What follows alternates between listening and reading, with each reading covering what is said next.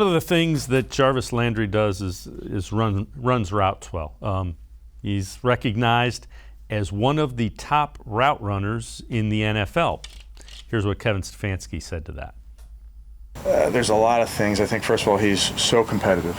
And when the ball is in the air, he goes and gets it, and just his hands are so strong. I mean, he had a play in the stadium the other night, other day that I'm thinking about. He had a play over here on a shallow cross where Troy Hill's all over him, and he just snatches that ball. So he's just a very competitive catcher of the football. He has a savviness to him. He makes very hard cuts, can come in and out of his breaks, but just that competitive nature, I think, is what really defines him. And the other thing I'd say, Tim, is I think he's an underrated blocker. There are plays where he's blocking almost like a tight end.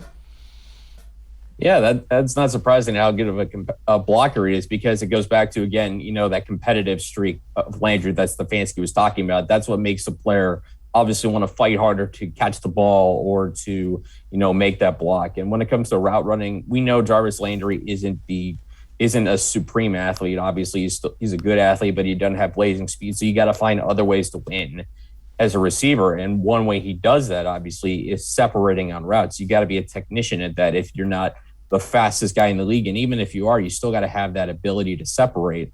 Landry does that. And with the competitiveness he has and how strong his hands are, that's how he wins in one-on-one battles. And obviously that's crucial, because in any pass game, you need guys that are going to get open. And since in situations with blitzes and things like that, you need guys that are just going to get open quickly. And you need guys that a quarterback's going to trust that, even in a one-on-one, you throw the football to him, he's got a good shot to catch it. And the Browns have that in Jarvis Landry, I think.